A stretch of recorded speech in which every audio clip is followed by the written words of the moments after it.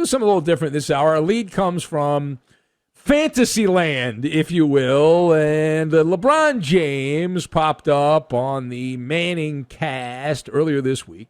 No, I'm not going to rant about anything that happened at Media Day. Nothing rose to the level of a MALLER monologue. But LeBron on the Manning cast the other night, and since it was plausibly a football game, a lot of grab ass going on there, he decided to engage in football chatter, and LeBron explained that he had other offers to play in the NFL. He had multiple offers to play in the NFL. Now, this is a story that comes up every year, once a year, like clockwork at least. There's a story. Somebody will look for some content and say, hey, do you remember when LeBron James was offered a contract to play in the NFL? So if you didn't hear the latest comments by LeBron, and maybe you missed it, I think we have the audio on this. LeBron talking about the two teams that offered him employment. So as Warner Wolf would say, let's go to the audio tape. Jerry Jones offered me a contract. Also, Pete Carroll did as well in Seattle during our lockout time. And it definitely got my blood flowing again, got my mind racing again, thinking about the game of football, being out there on Sundays. We was able to get a deal done in the NBA, and I was back on the court in no time. But I definitely thought about it. I still got the jersey, too, that Jerry and Pete Carroll sent me from 2011. Look at that. LeBron's got a man cave with a Seahawks jersey and a Cowboy jersey. Does he have them framed? Are they autographed by Pete Carroll and Jerry Jones? This is a decade-old story, but it continues to have life after a decade. You play the what-if game. What if this had happened?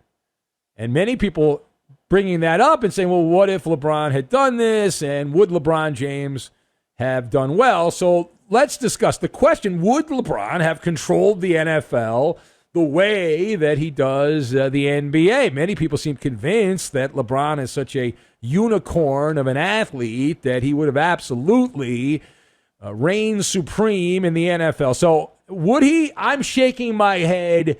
No. Now, first of all, I've got Balloon, Yellow Pages, and Mating Dance.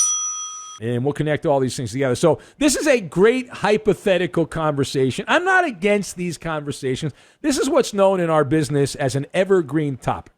Right? It's an evergreen topic, but it's fresh this week. And I did get some email right after the game on Monday, and I was like, I'll go down the path, the garden path, and talk about this. Why not? I do it every so often. So now theorizing is a delightful situation, right? Anytime you do the hypotheticals, the reason hypotheticals are wonderful is because you're never wrong. I'm going to tell you what I believe is going to happen, and you can tell me what you believe is going to happen, and we're both right. We're both correct, because the only way we're not right is if this actually happened, and it didn't happen. But in a parallel dimension, imagine, if you will, a world where LeBron signed with the Dallas Cowboys. How would that have worked? LeBron would have been in for a rude introduction, a rude welcome to the NFL. The monarchy does not transfer over from sport to sport. And it's really a stupid test. If you think LeBron would have been great in the NFL, then you are the village's idiot. You're the village idiot. And to give you an idea of how LeBron would have been welcomed to the NFL, all you need to know is Urban Meyer. Urban Meyer is an interloper in Jacksonville. He's the college coach that came strutting in like a peacock to Jacksonville, and there are people taking joy and celebrating Schadenfreude at Urban Meyer's expense, because Jacksonville is the stuff on the back of your shoe when you walk through a dog park at this point, right? And so the same thing would have happened to LeBron. LeBron's not a football player. He's a basketball player. So he would have been the guy with a bounty on his head. It would have happened. No, they don't do bounties anymore. It would have been everyone gets a shot at LeBron. Now, the stories all indicate LeBron would have been a tight end in Dallas or Seattle. And even if you think LeBron James, who is Goliath, one of the wonders of the world, one of the wonders of the Western world, even if you believe in that, there is limited impact that LeBron would have made, right? I mean, this is obvious. This is right there. You know it. I mean, check for yourself. A raw tight end who hadn't played football in many years at that point would go strutting into an NFL locker room and be obliterated, right? It wouldn't work the other way. LeBron's not going to vaporize the NFL. He would have been obliterated.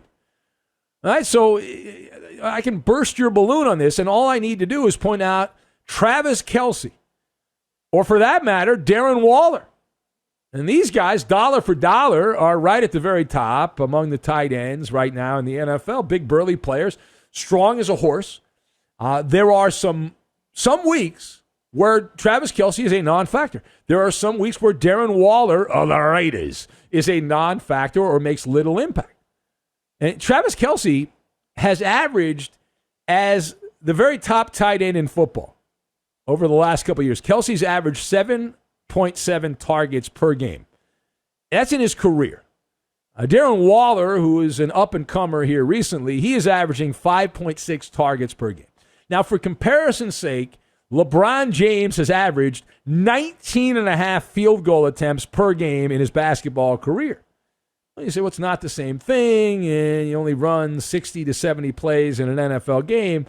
But LeBron always has the ball in his hands. He has hand-on balls all the time. And, you know, that shouldn't, that couldn't, and that wouldn't happen in the NFL. But because of his celebrity, we've discussed this several times over the years, because of LeBron's celebrity, I don't doubt that he was offered contracts and he could have made an NFL team because of his celebrity. And there's a different world when you're in that celebrity class. And he possibly would have had an opportunity to play a lot, but would he have dominated?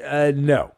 That is a bridge too far. So turning the page on this, LeBron James, while he may be built compared to the mere mortal Joe the Plumber, like Adonis, right?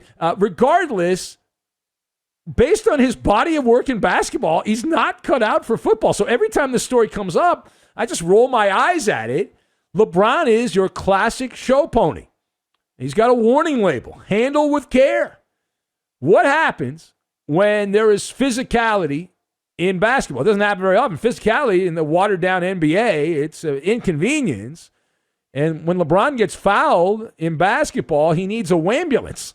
He gets very upset. There are some famous video clips that have been turned into memes of LeBron when he's not even touched and he falls back like he had been blown up by a hand grenade. It's just crazy. Now, LeBron famously was tackled by a faulty air conditioner. Remember that? LeBron had to leave an NBA Finals game in San Antonio because it was too hot. The air conditioning malfunctioned, and he had cramping issues. At least that's the company line there.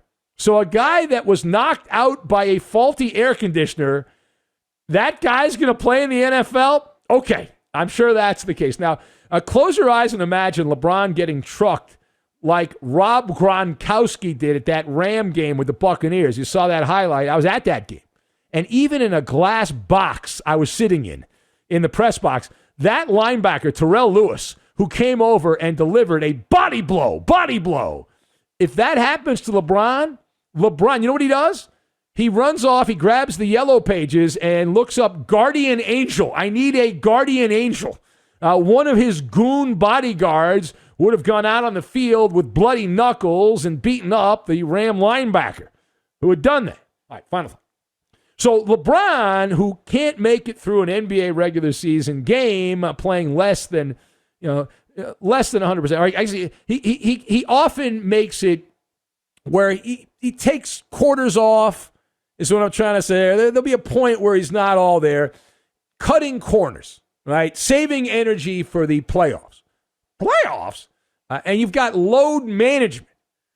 And also, he is famous for walking out on teams when they're getting spit roasted. Just happened a few months ago. Lakers crumbling against the Suns, burned up, and LeBron exited stage right early. It's a pipe dream.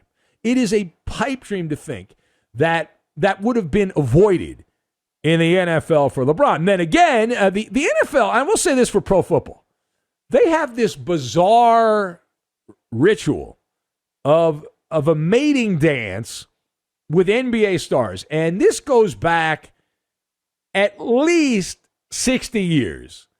At least 60 years. They love flirting with big names in basketball in particular. Now, for reference, you can look this up. I'm not making it up. This is another story that pops up every couple of years. In the 1960s, Kansas City, Hall of Fame coach Hank Stram. Now, as a kid, Hank Stram was a broadcaster.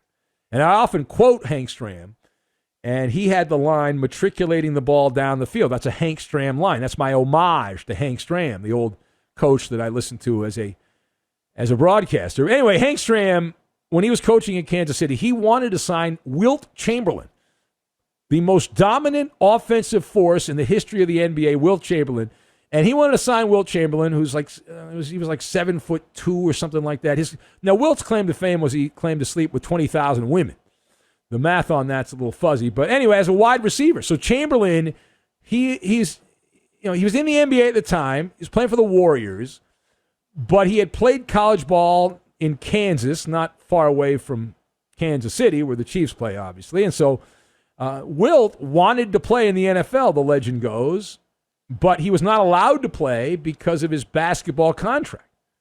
But if it hadn't been for that contract, Wilt would have absolutely attempted to play in the NFL, and that would have been a disaster. They were going to use him, Hank Stram, as a goal line tight end slash receiver, where he'd go and imagine being a 7'1" tight end against like a 5'10" defensive back, and just throw the ball up and be like an adult playing a Thanksgiving weekend football game with a bunch of 8-year-olds.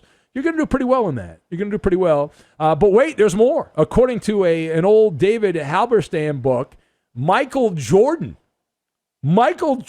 considered playing in the NFL when he was with the Chicago Bulls. In fact, he had a meeting with Richard Dent, a buddy of his from the Chicago Bears, about making the transition. Jordan was thinking about becoming a receiver in the NFL. That never materialized, obviously. Instead, Jordan went to play baseball for the White Sox minor league team. Imagine if Jerry Reinsdorf had owned the Bears, though.